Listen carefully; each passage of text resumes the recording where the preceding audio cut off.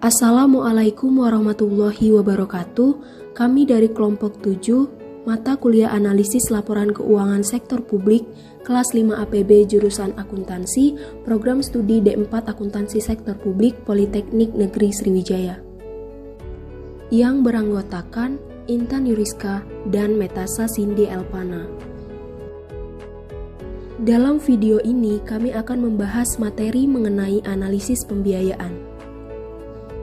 Informasi pembiayaan ini penting untuk menilai apakah keputusan pembiayaan yang dilakukan pemerintah daerah sudah tepat atau belum.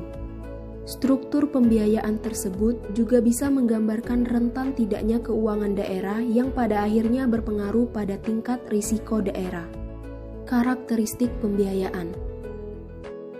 Menurut Standar Akuntansi Pemerintahan atau SAP, pembiayaan atau financing adalah setiap penerimaan yang perlu dibayar kembali dan atau pengeluaran yang akan diterima kembali baik pada tahun anggaran maupun tahun anggaran berikutnya, yang dalam penganggaran pemerintah terutama dimaksudkan untuk menutup defisit atau memanfaatkan surplus anggaran.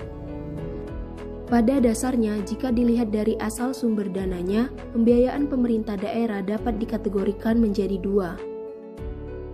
Yang pertama adalah pembiayaan internal atau internal financing. Pembiayaan internal merupakan penerimaan pembiayaan yang berasal dari internal pemerintah daerah. Yang kedua adalah pembiayaan eksternal atau external financing. Pembiayaan eksternal merupakan penerimaan pembiayaan yang berasal dari luar pemerintah daerah. Analisis pembiayaan meliputi analisis penggunaan silpa tahun lalu. Pos sisa lebih pembiayaan anggaran ada di dalam laporan realisasi anggaran yang merupakan sisa lebih anggaran tahun lalu. Pos silpa akan menjadi alternatif pertama yang akan digunakan pemerintah daerah apabila terjadi defisit anggaran. Jumlah dana silpa dapat diketahui pada akhir periode anggaran, yaitu pada tanggal 31 Desember. Silpa merupakan kas bebas atau free cash yang belum terikat penggunaannya. Secara teoritis, silpa dapat dihitung dengan surplus atau defisit ditambah dengan pembiayaan neto. Selanjutnya, tujuan analisis silpa. Yang pertama, untuk mengetahui signifikansi besaran nilai silpa secara nominal. Kemudian, untuk mengetahui penyebab terjadinya silpa, apakah karena efisiensi anggaran, atau karena efisiensi dan efektivitas pendapatan daerah, atau justru karena pelaksanaan anggaran yang tidak optimal. Analisis pembentukan dan penggunaan dana cadangan. Dana cadangan merupakan dana yang dimiliki pemerintah daerah yang dibatasi penggunaannya. Artinya, pembentukan dan peruntukan dana tersebut relatif sudah jelas. Dana cadangan diinformasikan dalam laporan realisasi anggaran atau LRA, laporan arus kas atau LAK, dan neraca. Analisis dana cadangan meliputi analisis pembentukan dana cadangan dan analisis penggunaan dana cadangan. Analisis pembentukan dana cadangan.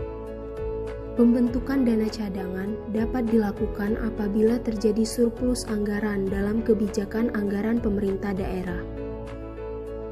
Tujuan analisis pembentukan dana cadangan.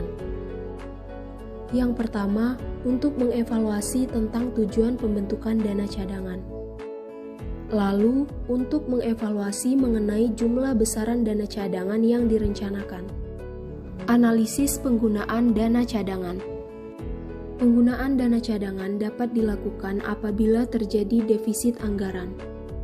Penggunaan atau pencairan dana cadangan tertentu dapat dilakukan apabila jumlah akumulasi dana cadangan yang bersangkutan sudah terpenuhi. Tujuan analisis penggunaan dana cadangan. Pertama, untuk mengevaluasi mengenai alasan penggunaan dana cadangan untuk menutup defisit. Mengapa tidak dipilih alternatif lain selain penggunaan dana cadangan? Dan yang kedua, untuk mengevaluasi mengenai kecukupan dana cadangan. Selanjutnya, analisis investasi. Jika anggaran pemerintah daerah mengalami surplus, maka kelebihan dana tersebut dapat dialokasikan ke pengeluaran pembiayaan dalam bentuk investasi keuangan melalui pos penyertaan modal pemerintah daerah atau pembelian surat berharga. Penyertaan modal pemerintah daerah dapat berupa penambahan penyertaan modal pada perusahaan daerah atau BUMD, Badan Layanan Umum Daerah atau BLUD, atau kemitraan pemerintah daerah dengan pemerintah daerah lain dan sektor swasta. Selain dimanfaatkan untuk penyertaan modal, dana surplus anggaran juga dimanfaatkan untuk melakukan investasi jangka panjang berupa pembelian surat berharga. Tujuan analisis investasi yaitu untuk mengevaluasi tentang manfaat ekonomi, sosial, politik dari investasi yang akan diperoleh. Kemudian, untuk mengevaluasi tentang alasan pemilihan instrumen investasi dikaitkan dengan tingkat risiko investasi. Selanjutnya, untuk mengevaluasi tentang sifat investasi, apakah investasi permanen atau non-permanen. Dan yang terakhir, untuk mengevaluasi tentang jangka waktu investasi. Analisis divestasi dan privatisasi. Divestasi merupakan pelepasan seluruh modal pemerintah daerah kepada masyarakat atau pihak swasta sehingga pemiliknya berpindah. Sedangkan untuk privatisasi merupakan pelepasan sebagian proporsi kepemilikan modal pemerintah daerah, tetapi pemerintah daerah masih menguasai atau menjadi pemegang saham mayoritasnya. Tujuan analisis divestasi dan privatisasi yaitu untuk mengevaluasi tentang keuntungan dan kerugian yang akan ditanggung atas keputusan divestasi dan privatisasi. Kemudian, untuk mengevaluasi tentang tujuan dibalik divestasi dan privatisasi. Selanjutnya, untuk mengevaluasi tentang kewajaran mekanisme atau prosedur serta nilai strategis kebijakan divestasi dan privatisasi. Analisis piutang dan pinjaman daerah. Pemerintah daerah dapat memanfaatkan surplus anggarannya untuk pemberian pinjaman kepada perusahaan daerah atau BUMD atau pemerintah daerah lainnya. Karena menyangkut pos pembiayaan, maka keputusan pemberian pinjaman atau pengadaan piutang harus mendapat persetujuan atau dengan sepengetahuan DPRD. Analisis piutang dilakukan untuk mengevaluasi tentang kelayakan pemberian piutang, jangka waktu pengembalian, risiko, dan manfaat yang diperoleh. Keputusan pemberian piutang juga perlu memperhatikan tingkat piutang yang saat ini dimiliki, kerugian piutang tidak tertagih, dan kecukupan modal kerja. Tujuan analisis pinjaman daerah yaitu untuk mengevaluasi mengenai kelayakan pengadaan pinjaman serta kemampuan dan kesinambungan fiskal daerah. Kemudian, untuk mengevaluasi mengenai tujuan dan manfaat pinjaman secara ekonomi, sosial, dan politik. Analisis peringkat utang menurut Standard & Poor's.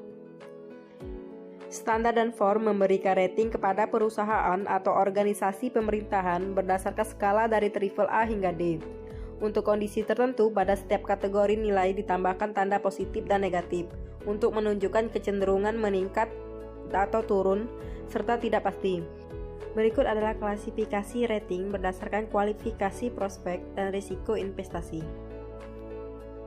Investment grade, skala AAA yang artinya kualitas terbaik, andal, dan stabil.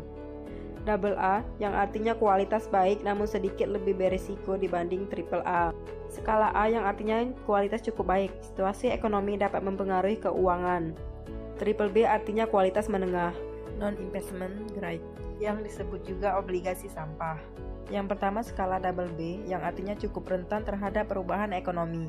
Kedua, skala B yang artinya situasi keuangan bersifat fluktuatif dan kurang stabil.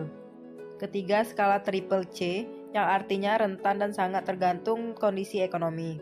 Keempat, skala C yang artinya sangat rentan dan sangat spekulatif. Kelima, skala C yang artinya sangat rentan bisa mengarah pada kebangkrutan. Skala CI artinya telat membayar bunga, skala R artinya kondisi keuangan yang buruk, skala SD mengalami kegagalan pada jenis obligasi tertentu, skala D artinya gagal, skala NR tidak dinilai.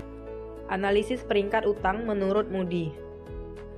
Investment grade terdiri atas Triple A yang artinya obligasi kualitas terbaik dengan risiko kredit terkecil. AA1, AA2, AA3 yang artinya obligasi kualitas tinggi dan risiko kredit kecil. A1, A2, A3 yang artinya obligasi kualitas menengah dan risiko kredit yang kecil. Terakhir BAA1, BAA2, BAA3 yang artinya obligasi kualitas menengah dengan risiko kredit sedang. Selanjutnya spekulasi grade terdiri atas yang pertama skala BA1, BA2, BA3 yang artinya obligasi bersifat spekulatif dan mengandung risiko kredit yang substansial. Kedua skala B1, B2, B3 yang artinya obligasi bersifat spekulatif dan mengandung risiko kredit yang tinggi. Tiga skala CAA1, CAA2, CAA3 yang artinya obligasi yang kualitasnya jelek dan berisiko kredit sangat tinggi. Skala yang keempat yaitu skala CA yang artinya obligasi sangat buruk kualitasnya dan hampir gagal. Skala yang terakhir yaitu skala C yang artinya obligasi paling buruk kualitasnya dan dikategorikan gagal. Analisis peringkat utang menurut Fitch. Klasifikasi peringkat obligasi yang ditetapkan Fitch sama dengan yang digunakan oleh S&P. Moody juga menggunakan skala yang sama tetapi menamakan kategorinya berbeda. Seperti halnya S&P, Fitch juga menggunakan tanda plus dan minus sebagai keterangan penjelas. Berikut adalah klasifikasi peringkat obligasi menurut Fitch. Investment grade terdiri dari triple A yang artinya kualitas terbaik, double A yang artinya kualitas baik, skala A yang artinya kualitas cukup baik, triple B kualitas menengah. Non-investment grade atau dikenal juga obligasi sampah atau junk bonds terdiri dari skala double B yang artinya cukup rentan terhadap perubahan ekonomi, skala B yang artinya situasi keuangan bersifat fluktuatif dan kurang stabil, skala triple C yang artinya rentan dan sangat tergantung kondisi ekonomi, skala double C yang artinya sangat rentan dan sangat spekulatif, skala C yang artinya sangat rentan dan bisa mengarah pada kebangkrutan, skala D yang artinya gagal, dan skala yang terakhir yaitu skala NR yang artinya tidak dinilai. Sekian video dari kelompok kami. Terima kasih sudah menonton. Wassalamualaikum warahmatullahi wabarakatuh.